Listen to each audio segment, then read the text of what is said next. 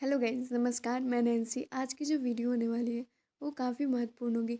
आज की video current affair पे आधारित है, जो करेंट अफेयर के साथ साथ हमारे स्टैटिक पोर्शन के बारे में भी बताएंगे।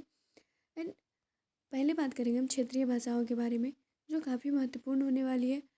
महात्मा गांधी की पुण्यतिथि के बारे में और कौन सा राज्य महात्मा गांधी की पुण्यतिथि के दिन मद्य निषेध दिवस मनाता है, इसके बारे में बात करेंगे। लोकतक झील के भी बारे में बात करेंगे। हरित कौशल विकास कार्यक्रम के भी बारे में बात करेंगे। ग्रीन स्किल डेवलपमेंट प्रोग्रामिंग, जो काफ़ी महत्वपूर्ण होने वाली है हमारे एग्जाम पॉइंट ऑफ व्यू से। और पूरी वीडियो को ज़रूर देखिएगा, काफ़ी कुछ महत्वपूर्ण होने वाला है इस वीडियो में। पहले हम बात करेंगे क्षेत्रीय भाषाओं के बारे में।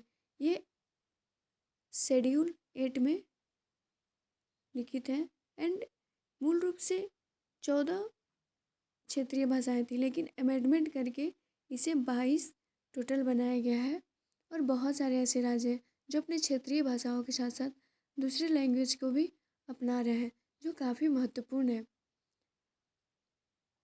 संविधान किसी राज्य के लिए आधिकारिक भाषा निर्दिष्ट नहीं करता। इस संबंध में निम्नलिखित प्रावधान है, यहाँ पे बात की गई है। किसी राज्य की विधायिका राज्य में उपयोग की जाने वाली किसी एक या अधिक भाषाओं या हिंदी को उस राज्य की आधिकारिक भाषा के रूप में अपना सकती है।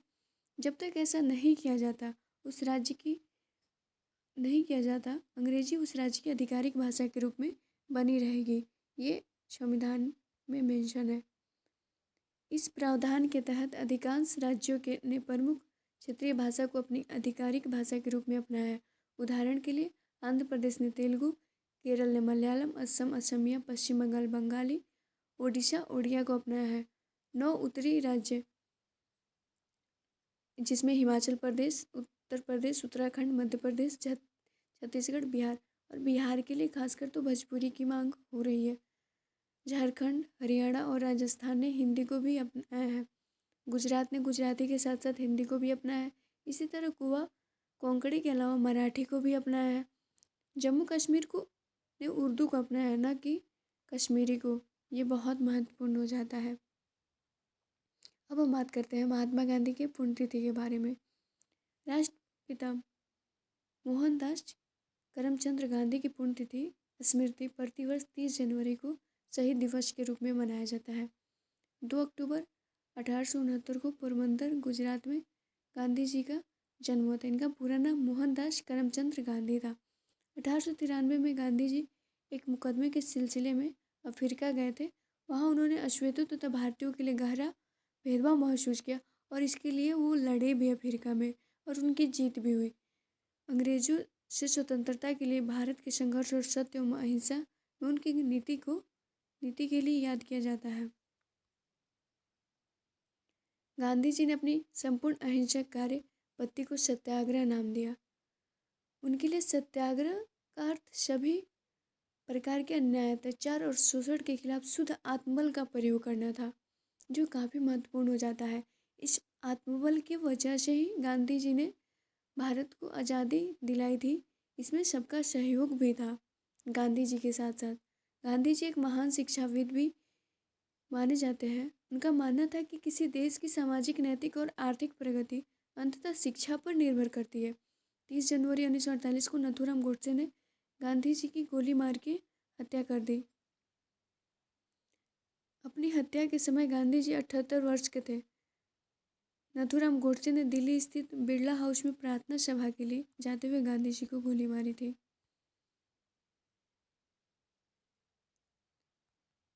नथुराम गोडसे और साजिशकर्ता नारायण आप्टे को 15 नवंबर 1949 को फांसी दी गई थी। राष्ट्रपिता महात्मा गांधी की पुण्यतिथि पर मध्य प्रदेश में मद्य निषेध संकल्प दिवस का आयोजन किया जा रहा है। इस आयोजन का मुख्य उद्देश्य युवाओं तथा समाज के सभी वर्गों को मद्यपान तथा मादक के दुष्परिणाम से जागरूक करना है। मद्य निषेध कार्यक्रम, मद्य निषेध संकल्प दिवस, ये मध्य प्रदेश में मनाया जा रहा है। आगे हम बात करेंगे लोकतक झील के बारे में, जो काफ़ी महत्वपूर्ण है और ये खबरों में क्यों बनी हुई है, इसके बारे में भी हम जान लेते हैं। सेंट्रल ब्यूरो ऑफ कम्युनिकेशन ने अपने integrated communication and outreach program के तहत मणिपुर के लोकतक झील को पहली बार फ्लोटिंग फोटो प्रदर्शनी का आयोजन किया है। लोकतक झील पूर्वोत्तर भारत के मणिपुर राज्य में मीठे पानी के लिए प्रसिद्ध है। यह कई पौधों की प्रजातियों के साथ फुमदिस नामक सैकड़ों तैरते हुए द्वीपों और दुनिया के एकमात्र तैरते हुए राष्ट्रीय उद्यान केबुल लामजाओ राष्ट्रीय उद्यान की मेजबानी करता है। जो ये पार्क है लुप्तप्राय संगाई जो राज्य पशु है मणिपुर का अंतिम प्राकृतिक आश्रय स्थल बचा हुआ है। 29 मार्च 1990 को रामसर कन्वेंशन के तहत झील को अंतर्राष्ट्रीय महत्व के आर्द्रभूमि के रूप में नामित किया गया। रामसर साइट जो ईरान में है, इसकी कन्वेंशन 1971 में की गई थी। इसके बारे में ज़रूर देख लीजिएगा आप लोग। इसे 1993 में मॉन्ट्रो रिकॉर्ड के तहत भी सूचीबद्ध किया गया था। रामसर साइट को एक रिकॉर्ड जहां पारिस्थितिक चरित्र में परिवर्तन हुए हैं या घटित हो रहे हैं या होने की संभावना है, ये दिखाया जाता है। लोकतक झील की परिधि में हर साल 15 नवंबर को लोकतक दिवस मनाया जाता है। अब आगे हम बात करेंगे green skill development programming GSDP के बारे में, जो काफ़ी महत्वपूर्ण है हमारे एग्जाम के लिए और इसकी शुरुआत क्यों की गई है इसके बारे में भी हम जानेंगे। GSDP देश में युवाओं को कुशल बनाने के लिए एनवीस योजना के तहत एक हालिया पहल है। यह पर्यावरण, वन और जलवायु परिवर्तन द्वारा पर्यावरण और वन क्षेत्र में कौशल विकास के लिए एक पहल है, जो काफ़ी महत्वपूर्ण हो जाता है। जो एनवीस हब व्यापक नेटवर्क और अनुभव का उपयोग करके भारत के युवाओं को रोजगार युग या स्वरोजगार युग में विकसित करने के लिए है। इसके बारे में और भी जान लेते हैं हम। हरित कौशल विकास कार्यक्रम सतत विकास के लिए तकनीकी ज्ञान और प्रतिबद्धता रखने वाले हरित कौशल श्रमिक को विकास करने का प्रयास करता है।